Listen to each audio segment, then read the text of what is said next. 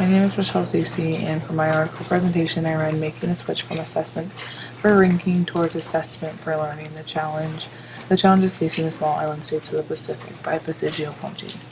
Before I wanted to get started, I wanted to take this is a map of the Pacific Island countries, and which is the countries that are discussed in the article. So the issue at hand is changing the way that testing has been done in the Pacific Island countries, because the assessment for learning has become the popular way to test students. In order for this to happen in the different countries, there needs to be different. The decision makers in these countries need to agree upon the right assessment process. A lot of times, this has been met with reluctance because a lot of the outdated policies that are in effect in the Pacific Island countries, and there's not a very successful environment for this to happen. That's what the educators believe. Another challenge that faces the education in Pacific Island countries is creating an assessment system that can meet the different needs of the students because of the diverse demands of the students in the given countries. The reason why it needs to change is because education is clearly a huge role in the development of people and their lives and what they do with their lives. And all of these people met at World Summits and the World Education Forum and all these, big things that agreed that the quality of education needed to improve in the Pacific and in these developing nations. They're really concerned about the reasons why this might not happen is they're concerned about the cultural specifics of the context and which means like how it applies to the countries and how that switching to this type of assessment can meet the needs of all the ages of the population, the different backgrounds of the population, and how spread out all the different islands and countries are. And how they're going to get this kind of assessment to the more isolated communities that are really rural. And what surprised me is that because there's teacher shortages there and the quality of the teacher experience, the teachers they do have is really low.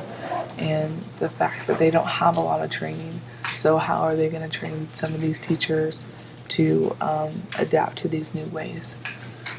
So then how do we fix this?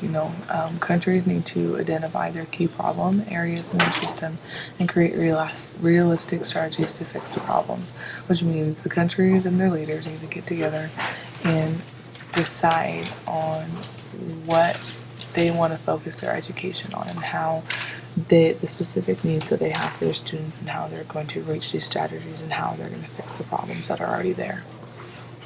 So ways to implement this type of assessment is to shift the focus of the education in these islands of the Pacific and the countries. So they need to have a common goal, and they need to all have teacher training is really important because, like I said earlier, these teachers aren't trained. They don't have a lot of specialties. And they need to be intensive training so that the teachers know what they're doing so they can teach the students. And most importantly, there needs to be a central focus of using the assessment for learning instead of the assessment of learning, which we'll cover on the next slide. So the assessment of learning talks about pretty much how teachers have been focusing their time on coaching students on how to pass these tests instead of teaching them. So that's what one of the problems that has with the old ways of teaching. So in order to fix this, there needs to be in a different kind of environment where teachers are responsible for the test scores and their ranking instead of how they teach it.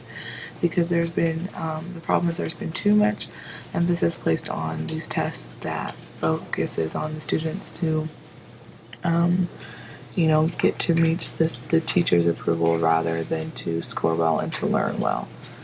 So the teachers need to focus on these goals. So the outcomes of this happening is that students will work together with their teachers. They, will learn more feedback. They'll have lots of different results will come from the testing. It provides a positive environment for students to learn. Then the teaching becomes a part of the curriculum and the learning process instead of just an end goal. And it also provides a specific achievement level for the students. And switching to this assessment for learning is all about switching the way that teachers have been teaching and to get the country and their leaders and the teachers all on one common goal, in which is, teaching these students and how to ultimately, provide a positive environment for them to excel. And when they switch to the assessment for learning, then they are able to focus on the student and their improvement, and the student's learning is therefore improved.